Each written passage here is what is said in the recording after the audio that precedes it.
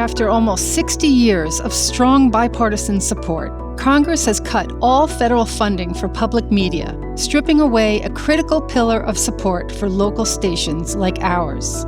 At Vermont Public, we'll lose at least $2 million this year. If all our sustaining members increase their gift by $7 per month, we'll close that gap for good. Increase your gift today and help close the gap at vermontpublic.org/update.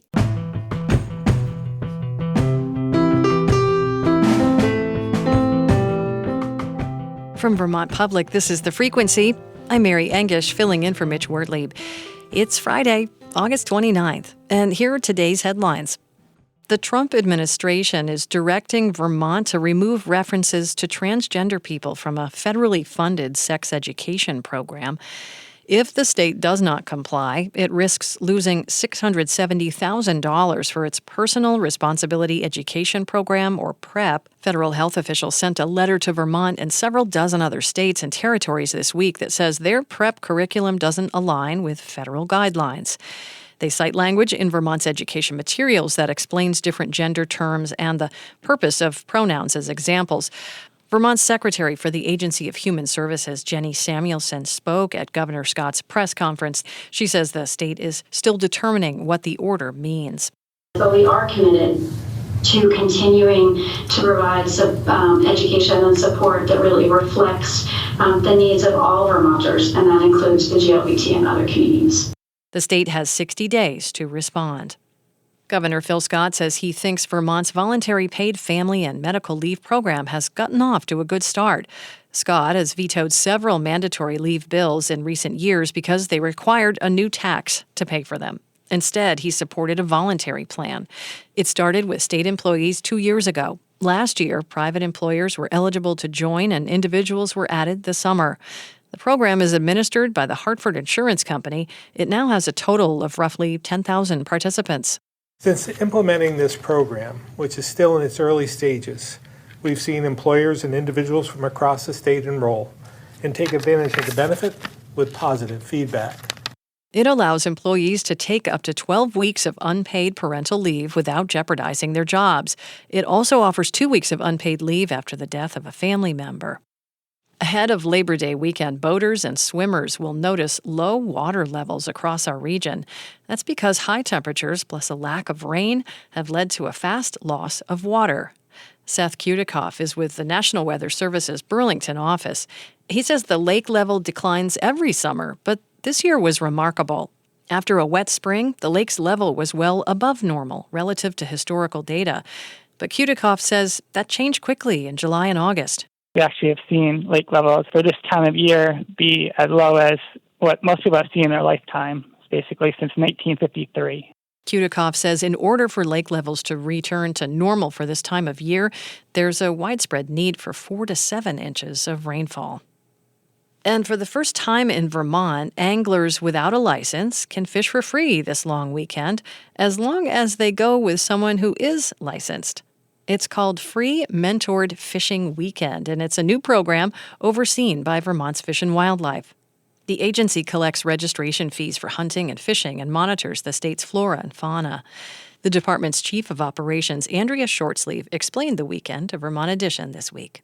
It's really aimed at kind of closing this mentorship gap, which we know is a barrier often for people who don't grow up fishing to get involved in a sport. Having a mentor to teach you is a great way to do that, and it also helps the anglers kind of realize the passion that they have and the enjoyment they get from being out on the water.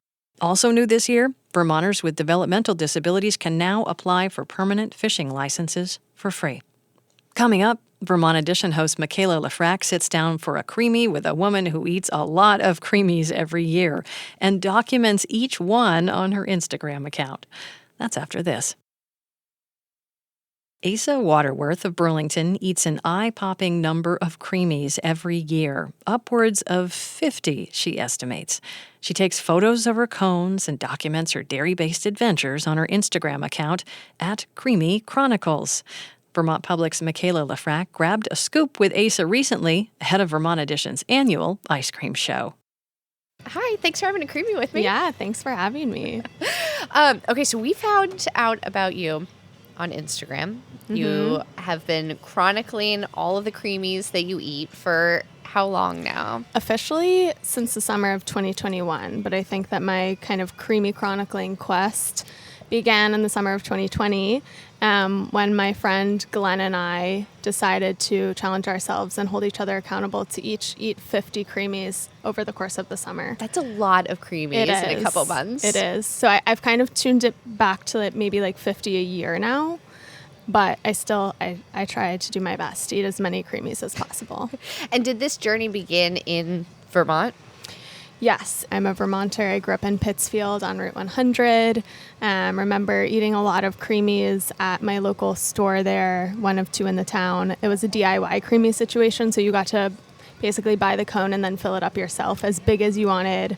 But yeah, mostly trying to go as many places as I can in Vermont.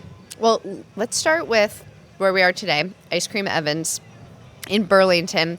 We are at, what would you call this? Kind of a nexus of multiple creamy locations. Yeah, you've got a lot of creamy spots down here on the bike path in just kind of a block, if you could call it a block, between Burlington Bay and the Echo little trailer truck parked in the Echo roundabout and Ice Cream Evans and the new buy spot on the dock.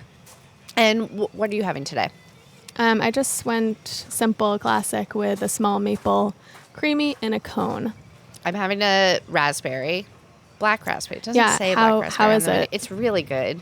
I feel like this is maybe an unpopular opinion, but I kind of prefer black raspberry to maple. No, I don't think that's unpopular, but that is a question that I ask a lot is why is black raspberry one kind of like a go-to creamy flavor and why mixed with maple?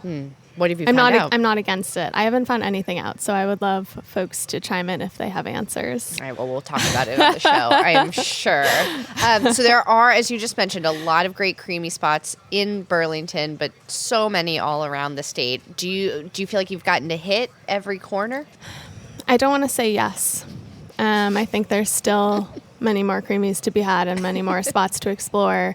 I try to do my best to go to places when I'm en route to somewhere else. I have a map with some pins and I try to make a stop and see what's nearby.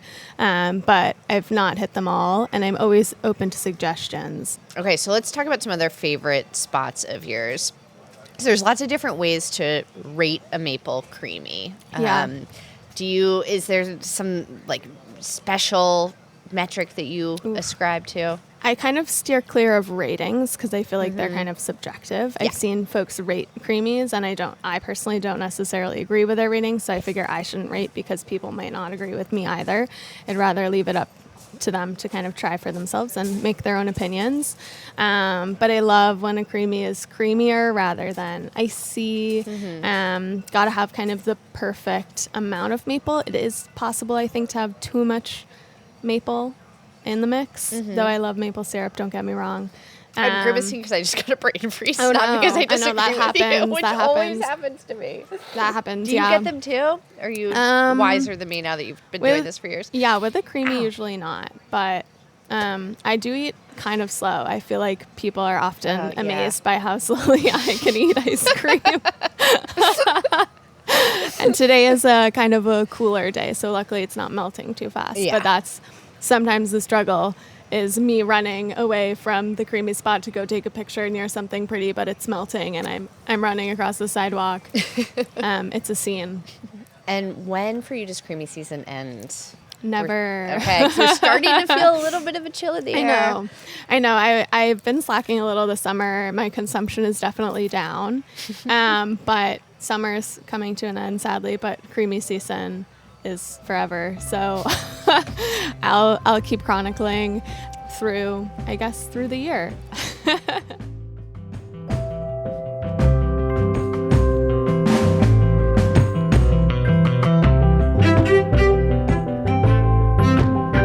That was Asa Waterworth of Burlington, chatting with Vermont Edition's Michaela Lefrak. You can find Asa on Instagram at creemee chronicles, and you can find a full hour of creamy conversation on Vermont Edition's podcast feed. Just search for their annual Creamy Show from this past Thursday. Thanks for listening to The Frequency today. We had additional reporting from Adia Golston and Bob Kinzel. Today's episode was edited by Stephanie Colombini and produced by Adia Golston. And our music is by Blue Dot Sessions. I'm Mary Engish. I'll talk to you tomorrow. These days, there's so much news, it can be hard to keep up with what it all means for you, your family, and your community. The Consider This podcast from NPR features our award-winning journalism. 6 days a week, we bring you a deep dive on a news story and provide the context and analysis that helps you make sense of the news. We get behind the headlines. We get to the truth. Listen to the Consider This podcast from NPR.